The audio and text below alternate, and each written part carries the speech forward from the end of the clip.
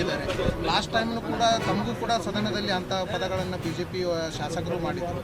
ಮತ್ತು ಈಗ ಪುನಃ ಅಂಥದ್ದೇ ಒಂದು ಮಾತನ್ನು ಅವಹೇಳನಕಾರಿಯಾಗಿ ಮಾತನಾಡಿದ್ದಾರೆ. ಏನು ಮೇಡಮ್ ಏನಾಗ್ತಿದೆ ಅಂತ ನೋಡಿ, ಇದು BJPಯ ಸಂಸ್ಕೃತಿಯನ್ನು ಎದ್ದಿ ತೋರಿಸುತ್ತೆ. ಯಾಕಂತಂದರೆ ರವಿಕುಮಾರ್ ಅವರು ಅಷ್ಟೇ ಅಲ್ಲ, ಪದೇ ಪದೇ ಈ ರೀತಿಯ ಅಂಥ ಹೇಳಿಕೆಗಳನ್ನು ಮಹಿಳೆಯರಿಗೆ ಅಪಮಾನ ಮಾಡುವಂಥದ್ದು ಅವರ ಚಾಲಿಯಾಗಿಬಿಟ್ಟಿದೆ. BJPಯವರು ಎಲ್ಲರ ಮನಸ್ಥಿತಿ ಇದೆ ಏನಪ್ಪ ಅಂತ ಹೇಳಿ ಇವತ್ತು ನಾವು ವಿಚಾರ ಮಾಡ್ತಾಯಿದ್ದೀವಿ. ಇವತ್ತು ಶಾಲಿನಿ ರಜನೀಶ್ ಅವರು ಯಾರು? ಅವರು ಒಂದು ಸರ್ಕಾರದ ಚೀಫ್ ಸೆಕ್ರೆಟ್ರಿ, ಅಡ್ಮಿನಿಸ್ಟ್ರೇಷನ್ನ ಚೀಫ್ ಸೆಕ್ರೆಟ್ರಿ. ಹೇಗೆ ಶಾಸಕಾಂಗಕ್ಕೆ ಹೇಗೆ ಮುಖ್ಯಮಂತ್ರಿಯವರು ಇದಿರ್ತಾರೆ, ಹಾಗೆ ಅವರು ಕೂಡ ಅಡ್ಮಿನಿಸ್ಟ್ರೇಷನ್ ಡಿಪಾರ್ಟ್ಮೆಂಟ್ಗೆ ಅವರು ಕೂಡ ಚೀಫ್ ಸೆಕ್ರೆಟ್ರಿ. ಅವರ ನೈತಿಕ ಸ್ಥೈರ್ಯ ಕುಗ್ಗಬೇಕು, ಮಹಿಳೆಯರು ಯಾರೂ ಕೂಡ ಮುಂದೆ ಬರಬಾರ್ದು. ಅವರ ಒಂದು ಮನುಸ್ಮೃತಿ ಏನಿದೆ ಅಲ್ಲ, BJPಯವರ ತತ್ವ ಸಿದ್ಧಾಂತ ಅಂತ ಹೇಳ್ತಾ ಇರ್ತಾರೆ, ಮನುಸ್ಮೃತಿಯ ಏನಿದೆಯಲ್ಲ ಅದನ್ನು ಎಲ್ಲ ಕಡೆ ಬಿತ್ತನೆ ಮಾಡಲಿಕ್ಕೆ ಹೊರಟಿದ್ದಾರೆ. ಇದು ಅವರ ಭಾವನೆ. ಯಾಕಂದರೆ ಅವರು ತಾವಾಗಿ ಈ ರೀತಿ ಹೆಣ್ಮಕ್ಳ ಬಗ್ಗೆ ವಿಚಾರ ಮಾಡೋದ್ರಿಂದ ಇಂಥ ಭಾಷೆಗಳು ಬರ್ತಾವೆ, ಅಚಾನಕ್ಕಾಗಿ ಬರೋದಿಲ್ಲ. ಕೆಟ್ಟ ಬಾಯಿ, ಹೊಲ್ಸು ಬಾಯಿ ಏನು ಮಾತಾಡಿದ್ರು ಜನ ಸಹಿಸ್ತಾರೆ, ಕರ್ನಾಟಕ ರಾಜ್ಯದ ಜನ ಅವ್ರನ್ನ ಬದುಕಿಸ್ತಾರೆ ಅನ್ನುವಂಥ ಭಾವನೆ BJPಯವ್ರಿಗೆ ಬಂದ್ಬಿಟ್ಟಿದೆ. ಇದನ್ನು ಅತ್ಯಂತ ಖಂಡನೀಯ. ಯಾಕಂತಂದರೆ ಹಾದಿ ಬೀದಿಯಲ್ಲಿ ಹೋಗುವಂಥ ಹೆಣ್ಮಕ್ಳಿಗೆ ಅವಮಾನ ಮಾಡಿದ್ರೇ ಅದನ್ನು ಖಂಡನೆ ಮಾಡೋದು ನಮ್ಮ ಸಮಾಜದ ಧರ್ಮ.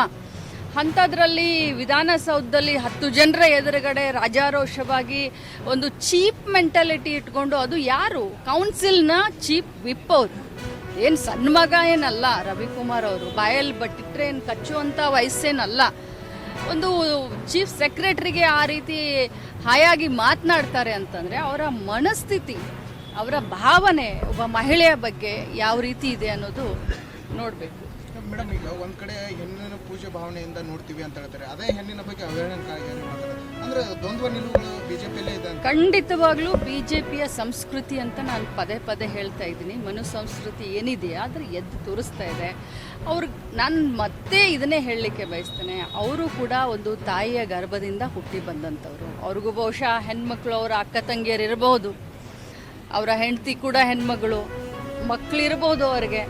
ಆದರೆ ಈ ರೀತಿ ಬೇರೆ ಹೆಣ್ಮಕ್ಳಿಗೆ ಮಾತನಾಡ್ತಾರಲ್ಲ, ನಿಮ್ಮ ಮನೆಯವ್ರಿಗೆ ಬೇರೆಯವ್ರು ಹಿಂಗೆ ಮಾತನಾಡಿದ್ರೆ ನೀವು ಸಹಿಸ್ಕೊಳ್ತೀರಾ? ಈ ಪ್ರಶ್ನೆ ನಾನು ಕೇಳಲಿಕ್ಕೆ ಬಯಸ್ತೇನೆ.